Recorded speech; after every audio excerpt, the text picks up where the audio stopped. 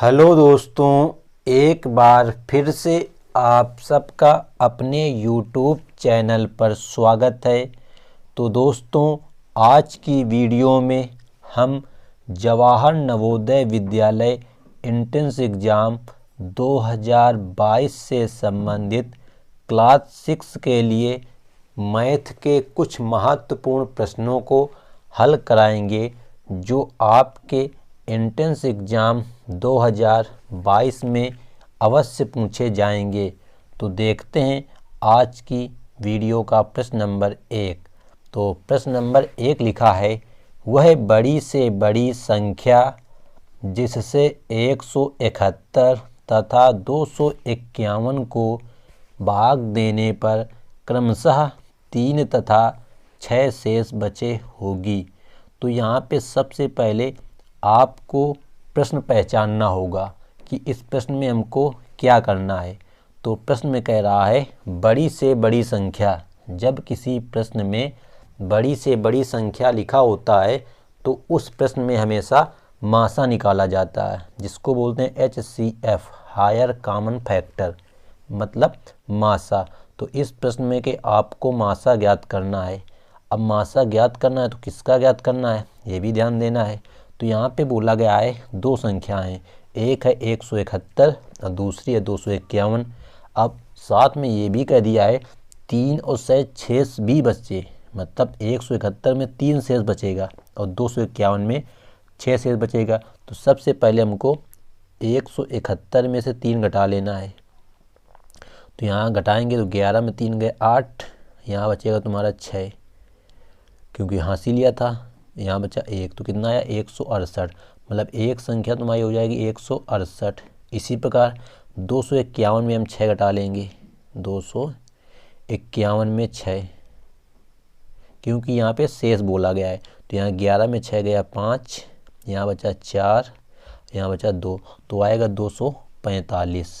मतलब एक संख्या तो आ गई 168 और दूसरी आ गई तुम्हारी 245।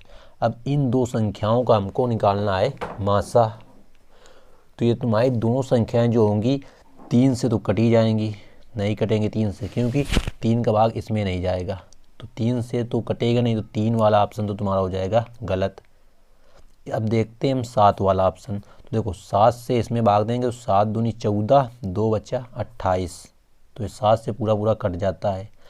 अब 245 को भी देख लेते हैं। तो 7 21, 3 बचेगा, 7 पना 35, तो 7 से भी तुम्हारी दोनों संख्याएं कट जाती हैं। अब देखो इसका आंसर तुम्हारा ना तो 5 होगा। 5 क्यों नहीं होगा, क्योंकि 5 से वो संख्या कटती है जिसका इकाई अंक या तो 0 है तो 5 हो। तो इसमें तो 8 है, तो ये तो कटेगा नहीं, केवल ये कटेगा, तो ये भी मासा नहीं होगा। अब 15 भी नहीं हो सकता, क्योंकि जब 3 से नहीं कट रहा है तो 15 में क्या गुणनखंड होते हैं, 5 और 3। तो जो इसका राइट आंसर होगा वो केवल होगा ऑप्शन नंबर बी नंबर। यदि आपको इसका हल करके ही निकालना है तो करना क्या है, लिख लेना 168। अब 168 के आपको करने पड़ेंगे गुणनखंड। तो ये 2 से कटेगा तो 84 आएगा, तो 2 अट्ठे 16। अब 84 होता है 21 चौको 84, तो 2 दूनी 4 हो गया। 21 के लिए 3 गुणते 7 लिखेंगे।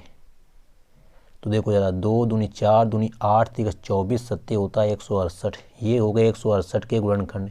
इसी प्रकार हम 245 के कराएंगे। तो इसको 5 से पहले काटेंगे तो आएगा तुम्हारा कितना, 5 चौके 20, 5 9 45, 49 आएगा। अब 49 को हम लिखेंगे 7 गुणते 7, तो ये इसके आएंगे गुणनखंड। अब मासा में क्या होता है कि जो गुणनखंड दोनों में मिलता है वही होता है इसका मासा। तो दोनों में केवल ये देखो 7 मिल रहा है, केवल 7, तो इसका जो मासा होगा कितना आएगा 7। मतलब वह बड़ी से बड़ी संख्या कौन सी होगी, तुम्हारी 7 होगी। तो ऑप्शन नंबर बी में देखो दिखा गया है 7, तो इसका राइट आंसर होगा ऑप्शन नंबर बी। तो उम्मीद करते हैं कि यदि इस प्रकार के प्रश्न आएंगे तो आप लोग उन प्रश्नों को हल कर लेंगे। तो अब देखते हैं अगला प्रश्न। तो अगला प्रश्न है, लिखा है दो संख्याओं का गुणनफल 21/4 है। मतलब दो संख्याएं हैं, उनका गुणनफल मतलब गुणा करने पर 21/4 आता है। यदि एक संख्या 9/4 है तो दूसरी संख्या ज्ञात कीजिए। तो हमको यहाँ पे पता नहीं वो कौन सी दो संख्याएं हैं। हमको निकालना क्या है कि एक संख्या पता है, दूसरी निकालनी है। तो हम लिखेंगे दूसरी संख्या मतलब सेकंड संख्या बराबर दोनों संख्याओं का गुणनफल कितना है 21/4 बटे पहली संख्या मतलब जो एक संख्या वो कितनी है 9/4। तो देखो यहाँ 4 से 4 तुम्हारा कट जाएगा तो ऊपर बचेगा 21, नीचे बचेगा 9। अब 3 से तुम्हारा कट जाएगा तो 3 7 21, 3 त्रिका 9, कितना आएगा 7/3। तो देखो किस ऑप्शन में दिया गया है 7/3, तो ऑप्शन नंबर बी में लिखा है 7/3। तो इस प्रकार के प्रश्नों को हम इस प्रकार हल करते हैं कि जो गुणनफल होता है उसको अंश में लिख लेते हैं, फिर बटे लगा करके जो एक संख्या दी होती है उसको लिख लेते हैं, जो कटता है उसको काट देते हैं। इसके बाद में यहाँ पे आया 21/9, तो ये 3 से कटेगा 3 7 21 और 9 कटेगा 3 त्रिका 9। तो जो आंसर निकल के आया वो आया 7/3। तो उम्मीद करते हैं कि ये प्रश्न भी आप सभी को अच्छे से समझ में आ गया होगा। तो अगला प्रश्न है प्रश्न नंबर 3। लिखा है एक बस प्रातः 8:10 दिल्ली से चलती है और सायं 3:20 पर चंडीगढ़ पहुंचती है। तो दिल्ली से चंडीगढ़ की यात्रा में लगने वाला समय बताओ। देखो यहाँ जो तुम्हारी बस है वो 8:10 में निकली थी, पहुँची कब है 3:20 में। तो देखो यहाँ पे कौन कौन सा समय जुड़ेगा, 8-10 से हमको लेना है। तो एक तो हो गया 9-10 वाला, ठीक। फिर इसके बाद में एक हो गया तुम्हारा कौन सा 10-10 का, फिर अगला 11-10 का, 11-10 का, फिर अगला आएगा तुम्हारा 12-10 का, इसके बाद में 1-10, इसके बाद में तुम्हारा 2-10 और इसके बाद में 3-10। पहुँचती कब है 3:20 पर। तो देखो कितने घंटे हो गए, तो 1 घंटा तो ये लग गया 9-10, 1-10 वाला हो गया 2 घंटे, ये 3, ये 4 घंटे, 5, 6, 7 घंटे। अभी 10 मिनट और बचा है क्योंकि 3:20 पहुँचती है।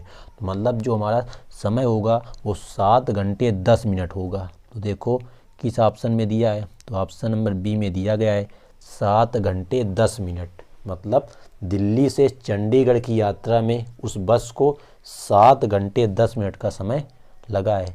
तो आप लोग इस प्रकार से लिख लिया करो और बाद में क्या करो जोड़ दिया करो, जितने घंटे आएंगे वो निकल के आ जाएंगे। अब ये पहले बार समय इसमें क्यों नहीं लिया गया, क्योंकि ये तो स्टार्टिंग पॉइंट है। जब कोई भी गाड़ी चलती है तो उसका स्टार्टिंग समय नहीं जोड़ा जाता है। जब वो मान लो 8-10 पे चली थी, 9-10 में पहुंची, जब 1 घंटा होगा, ना कि 8-10 पर ही 1 घंटा हो जाएगा। तो ये था तुम्हारा एक सिंपल सा प्रश्न। तो अगला देखो प्रश्न तुम्हारा है प्रश्न नंबर 4। तो प्रश्न नंबर 4 देखो लिखा है 4 के प्रथम 6 गुणजों का योग है। मतलब 4 के प्रथम 6 गुणज निकालो, उनका योग करो। तो देखो 4 का प्रथम गुणज तो 4 ही होगा, दूसरा कौन सा होगा 4 दूनी 8, तीसरा होगा 4 तीन 12, चौथा होगा 4 चौको 16, पाँचवा होगा 4 पंचे 20 और छठवां होगा 4 छंग 24। इन सब का हमको करना था योग, इसलिए हमने बीच में प्लस का चिन्ह लगा दिया है क्योंकि लिखा है क्वेश्चन में योग। तो देखो ये 4 में 8 जोड़ेंगे तो 8 4 12, 12 में 12 जोड़ेंगे तो 12-12 24 हो जाएगा। 24 में 16 जोड़ो तो 24 में पहले 6 जोड़ देना, 30 हो जाएगा। इसमें बचा 10, तो 30 और 10 40, 40 और 20 60 हो जाएगा। और 60 में 24 और जोड़ दो, 60 में 24, तो ये 4 हो जाएगा और 6 2 8 हो जाएगा। मतलब जो आंसर निकल के आएगा वो आएगा 84। तो देखो ऑप्शन नंबर सी में दिया गया है 84। तो इस प्रकार हम 4 के प्रथम 6 गुणजों का योग ज्ञात कर लेते हैं, जो कि निकल के आता है 84। बस आपको यहाँ पे 4 का पहाड़ा पढ़ना था 6 तक, क्योंकि 6 गुणजों तक कहा था। अगर इसी में कह देता 12 गुणजों तक तो 4 का पहाड़ा हम 12 बार तक पढ़ते हैं, मतलब 4 8, मतलब सब में 4 जोड़ते चले जाओ, बस वही हो जाते हैं उसके गुणज, या उस संख्या का आपको पहाड़ा उतनी ही बार लिख लेना है। तो ये प्रश्न भी आपका हल हो गया। अब देखते हैं एक और प्रश्न आज की वीडियो का अंतिम प्रश्न, जो आपका सूत्र के आधार पर है। तो यहाँ पे लिखा है चाल बराबर, मतलब आपको बताना है कि निम्न में से कौन सा सूत्र है जो चाल के बराबर होगा। तो हमने आपको पिछली वीडियो में इसका सूत्र बताया था कि सूत्र होता है चाल बराबर दूरी बटे समय। चाल बराबर दूरी बटे समय। तो देख लो ज़रा किस ऑप्शन में लिखा है दूरी बटे समय। तो ऑप्शन नंबर ए में ही लिखा है दूरी बटे समय।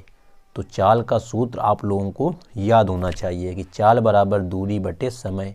तो इसका जो ए नंबर होगा वो राइट आंसर हो जाएगा। तो ये थी आज की एक छोटी सी वीडियो, जिसमें हमने आपको वो सभी प्रश्न कराए जो एंट्रेंस एग्ज़ाम 2022 में आने के पूरे चांस हैं। इसी प्रकार के प्रश्न आपके एंट्रेंस एग्ज़ाम 2021 में देखने को मिले थे। तो अगर वीडियो अच्छी लगी हो तो वीडियो को लाइक कर देना, और चैनल पर पहली बार आए हों तो चैनल को सब्सक्राइब करके बेल आइकन को प्रेस कर लेना, जिससे आपके नवोदय विद्यालय एंट्रेंस एग्ज़ाम की तैयारी बेहतर तरीके से हो सके। तो thanks for watching this video.